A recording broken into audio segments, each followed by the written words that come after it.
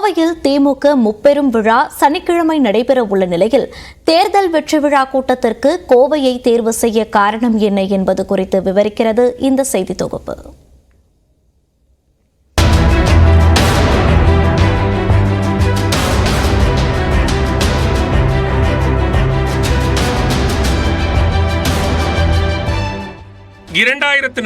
ஆண்டு மக்களவைத் தேர்தலில் 40க்கு 40 என்ற கணக்கில் வெற்றி பெற்று அதிமுகவை வாஷ் அவுட் செய்தது முன்னாள் முதலமைச்சர் கருணாநிதி தலைமையிலான திமுக.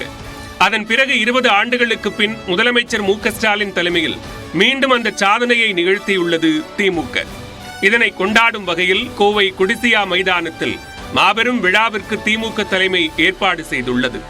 வாக்காளர்களுக்கு நன்றி தெரிவிக்கும் விழா, மக்களவை தேர்தல் வெற்றிக்கு காரணமான முதலமைச்சருக்கு பாராட்டு விழா, கலைஞர் நூற்றாண்டு நிறைவு விழா என முப்பெரும் விழாவாக நடத்தவும் திமுக திட்டமிட்டுள்ளது. கோவையை பொறுத்தவரை கடந்த சட்டமன்ற தேர்தலில் கொங்கு மண்டலத்தில் அதிக தொகுதிகளில் திமுக கூட்டணி தோல்வியை சந்தித்தது. ஆனால் இம்முறை அந்த தொகுதியை மார்க்சிஸ்ட் கம்யூனிஸ்டுக்கு விட்டுக் கொடுக்காமல் திமுகவே நேரடியாக களம் கண்டது. ஒரு பக்கம் கோவையில் செல்வாக்குமிக்க முன்னாள் அமைச்சர் எஸ்.பி. வேலுமணி பக்கபலத்துடன் அதிமுக வேட்பாளர் சிங்கை ராமச்சந்திரன் போட்டியிட்டார். மற்றொரு பக்கம் பாஜகவின் நம்பிக்கை நட்சத்திரமாக பார்க்கப்பட்ட அண்ணாமலை. இப்படி மும்முனை போட்டியால் அனைத்து கண்களும் கோவையை நோக்கும் வகையில் நட்சத்திர தொகுதியாக பார்க்கப்பட்டது. களம் என்னவோ பாஜக பக்கமே உள்ளதாக கருத்து கணிப்புகள் கூறின. ஆனால் அவற்றை தவிடுபொடியாக்கும் வகையில் திமுக வேட்பாளர் கணபதி ராஜ்குமார் வெற்றி வாகை சூடினார்.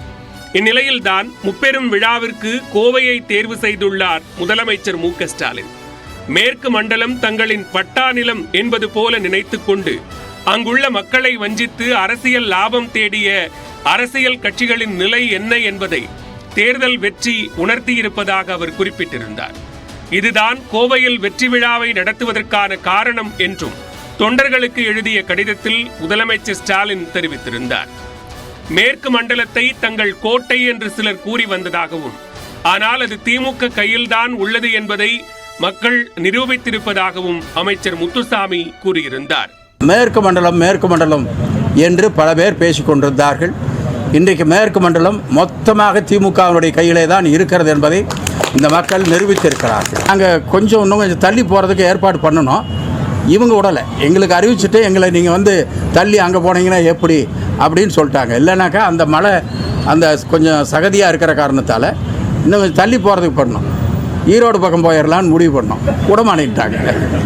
கொங்கு மண்டலத்தில் தனது செல்வாக்கை கூட்டுவதற்காக முப்பெரும் விழாவை கோவையில் திமுக நடத்துவதாக மூத்த பத்திரிகையாளர் பிரியன் தெரிவித்துள்ளார். இதே நிலை நீடிக்குமான்னு சொல்ல முடியாது என்னைக்குமே. இப்போ அடுத்து வர சட்டமன்ற தேர்தலில் நாளைக்கு பாஜகவும் அதிமுகவும் கூட்டணி சேர மாட்டாங்கன்னு நீங்கள் சொல்ல முடியாது. இந்த வாட்டி பாஜகவும் அதிமுக கூட்டணியும் கொங்கு மண்டலத்தில் வாங்கின ஓட்டுகளில் பார்த்தீங்கன்னா சரி அவங்க ஜாயிண்டாக ஃபைட் பண்ணாங்கன்னா திமுகவுக்கு ஒரு டஃப்பான ஒரு போட்டி கொடுக்கறதுக்கான வாய்ப்புகள் இருக்குது. அப்போ நாளைக்கு 26 அரசியல் எப்படி ஒரு நிலைமை இருக்குன்னு சொல்ல முடியாது. அப்போ திமுக தங்களை இன்னும் பலப்படுத்திக் கொள்ள வேண்டிய ஒரு அவசியம் அங்கே வரதை நம்ம பார்க்குறோம். நீங்கள் யாரை சொல்ல முடியுது? அங்கே ஒரு தலைவர் இன்னும் லோக்கல் டிஸ்ட்ரிக்ட் லெவலில் உருவாகலை. அது செந்தில் பாலாஜி கூட கரூர்லேருந்து அங்கே போய் கட்சியை வளர்த்தார். ஸோ கொங்கு மண்டலத்தில் இந்த கட்சி ஒரு தலைமையை உருவாக்க வேண்டிய அவசியம் இருக்குது. அந்த மாவட்ட அளவில் திமுகவுக்கு அசைக்க முடியாத ஒரு தலைவரை அங்கே உருவாக்கணும். ஸோ அதற்கான முயற்சிகளையும் திமுக ஈடுபடும் நினைக்கிறேன்.